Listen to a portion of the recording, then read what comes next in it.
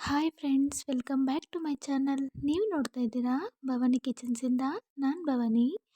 ಇವತ್ತಿನ ರೆಸಿಪಿಯಲ್ಲಿ ತುಂಬ ಯೂಸ್ಫುಲ್ ಆಗಿರುವಂತಹ ಒಂದು ಹೆಲ್ತಿ ಡ್ರಿಂಕ್ನ ನಿಮ್ಮ ಮುಂದೆ ತೊಗೊಬಂದಿದ್ದೀನಿ.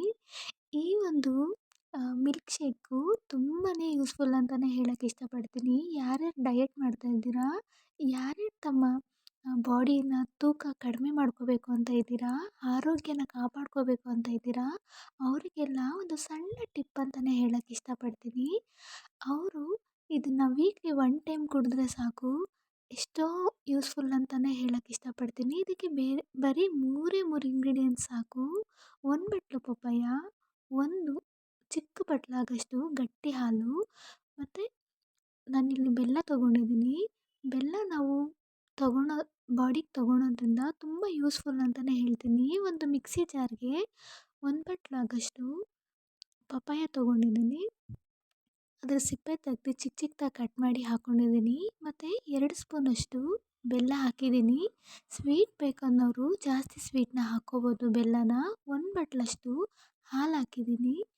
ಅದಕ್ಕೆ ಒಂದು ಸ್ವಲ್ಪ ನೀರು ಹಾಕ್ಕೊಂಡು ಇದನ್ನು ತುಂಬ ಸಾಫ್ಟಾಗಿ ಗ್ರೈಂಡ್ ಮಾಡ್ಕೋಬೇಕು.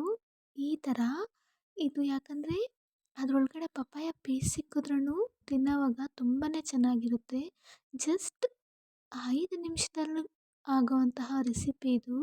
ನಾವು ಮಾರ್ನಿಂಗ್ ಟೈಮು ವಾಕಿಂಗು ಜಾಗಿಂಗು ಹೋಗಿ ಬಂದವ್ರಿಗೆ ಮಾರ್ನಿಂಗ್ ಈ ಥರ ಒಂದು ಹೆಲ್ತಿ ಡ್ರಿಂಕ್ನ ಕೊಟ್ಟರೆ ಅವರು ತುಂಬಾ ಆರೋಗ್ಯವಾಗಿರ್ತಾರೆ. ಮನೇಲಿ ನಾವು ಅಷ್ಟೇ ವೀಕ್ಲಿ 1 ಟೈಮ್ ಈ ಥರ ಒಂದು ಜ್ಯೂಸನ್ನ ಕುಡಿತಾ ಇದ್ದರೆ ನಮ್ಮ ಸ್ಕಿನ್ನು ತುಂಬಾ ಚೆನ್ನಾಗಿರುತ್ತೆ.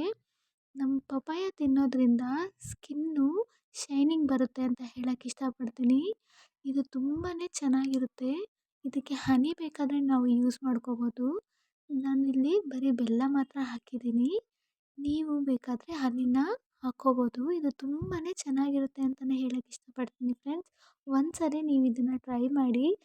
ಪಪ್ಪಾಯ ಮಿಲ್ಕ್ ಶೇಕು ಹಾಲು ಹಾಕಿಲ್ಲ ಅಂದರೆ ಬರೀ ನೀರು ಮತ್ತು ಪಪ್ಪಾಯ ಬೆಲ್ಲ ಹಾಕಿದ್ರೂ ತುಂಬ ಚೆನ್ನಾಗಿರುತ್ತೆ.